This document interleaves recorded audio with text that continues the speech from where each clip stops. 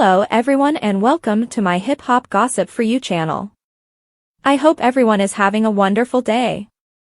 Before we begin, please hit the subscribe button and give this video a thumbs up.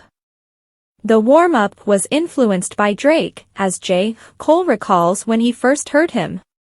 J. Cole has talked about how Drake impacted his breakthrough mixtape, The Warm-Up, and how he first heard the Canadian superstar.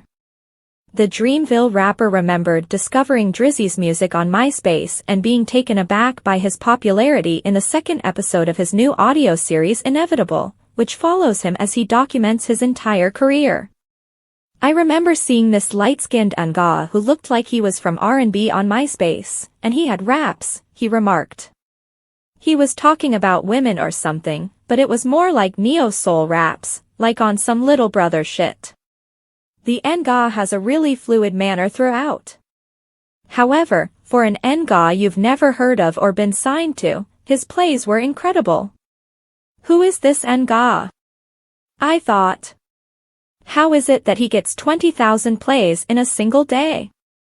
He went on to say, I discovered that a few years later, Cole's friend, Jessica Nabongo introduced me to this Drake song called, Sooner Than Later. This shit is fucking amazing, I thought. I played that crap back to back, Nga. It turned out that he had all of those plays since he was already well known, something I was unaware of. I didn't know Degrassi, and I had no idea who he was, but he was already an Nga that was popping off of him. Later in the show, J. Cole talked about how he was motivated to improve on the warm-up after seeing the seismic impact of Drake's own breakout effort, So Far Gone. Cole remembered how he responded to Drizzy's freestyle over Kanye West's Say You Will in Say What's Real, saying, he fucking destroyed that shit.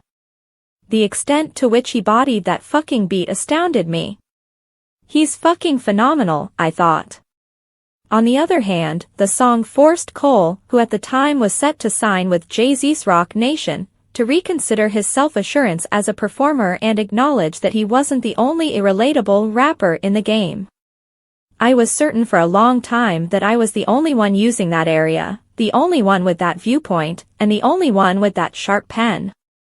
That's going to be my thing, that's what's going to set me apart from the pack, he remarked. I was astounded by how amazing, Say What's Real, sounded the moment I heard it. But too, I thought to myself, ha! The entire while, there was another person out there who might have been working as hard as I was, who shared my thoughts, and who had the same chance to take up a certain lane, for which I never saw any competition. He went on, I had no idea how well-known Drake was, I had no idea about the Young Money shit, I had no idea about any of that. So Far Gone actually became a wave just a day after it was released. We were really in Miami or whatever for spring break the following week, and not only were we playing that crap on the way down, but everyone was playing Drake So Far Gone when we arrived. And it was immediately apparent, oh. Shh. *T. This change is absolutely amazing. I'm thinking, not only am I not alone in this room, but I'm starting late now. I have not yet finalized my agreement with Jay. I'm still not even a person. And with hits like Culturally Shifting Trash, this Nga is off to the races. Drake just changed the game, therefore I had to modify my perspective on what the warm-up was going to be at that precise time. For the first episode of his brand new audio series, Inevitable, which debuted on Monday night, J. Cole traveled down memory lane. In the nearly 2-hour interview with Scott Laser and Ibrahim Ib Hamad, the No Role Models hitmaker talked about how Ye impacted him musically, releasing his debut mixtape, the Come Up Mixtape Volume 1, aptly named after the episode, and relocating to New York City to follow his aspirations. No drugs were sold by me. Before identifying Tupac Shakur and Jay-Z, whose Rock Nation he previously signed, J. Cole remarked, it was nothing like my favorite rappers. I didn't know how to talk about my life in a way that people could connect with, and then King Kanye West happened, the artist, who is located in North Carolina, continued. The Through the Wire video came out in the summer of 2003, just before I started college, and it completely transformed my life. He went on to say in one excerpt, "I became a huge Kanye fan. The first time I recognized myself in someone was with Kanye. He just made it feasible to discuss your life or your ordinary viewpoint in an engaging manner. Months after you made fun of him on a remix of Future and Metro Boomin's Like That, the Dreamville Records founder praised him. Play J. Cole, get the P***sy dry/play this S***T back 130 times, the Chicago lyricist spit out. Ye and J. Cole reportedly had problems because of the 2016 song False Prophets, which many people assumed was about the Atlanta native. On Justin LeBoy's podcast, The Download, he stated, "I was told it was half about me." After 17 years, the Come Up Mixtape Volume 1 was released to DSPs in conjunction with the premiere of the first episode of Inevitable.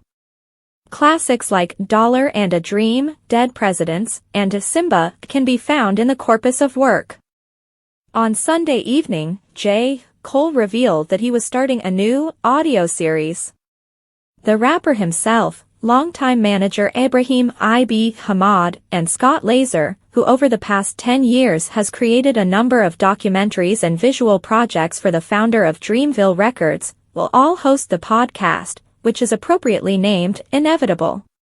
The middle child rapper joked that publishing Cole's old demos would have been a wrap on my whole King career, as the trio reminisced about listening to them in 2022 in a preview of the first chapter. On Monday, fans may watch the entire discussion beginning at 6 p.m. Eastern Time, but there's a catch. It costs $10 to get Season 1, which includes 9 additional episodes. The audio series plays like a movie in the form of a conversation, as Cole's caption states.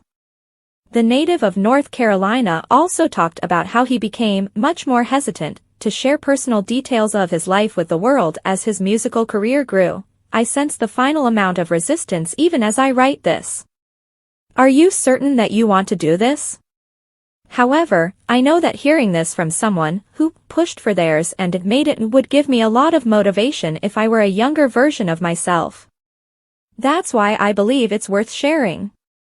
I hope this will give you even more perspective and fill in a lot of blanks if you rocked with me at any point so far on my journey," he wrote. "I hope that this will uplift your spirit, giving you the confidence to believe in that dream and the encouragement to push through the difficult times if you have your own life dream that you hope to achieve in any field." Since the release of A Port Antonio, in October, Cole has not been heard from until his Inevitable announcement. The multi-hyphenate discussed his involvement in the rap feud between Drake and Kendrick Lamar throughout the song, as well as the reasons behind his decision to remain neutral.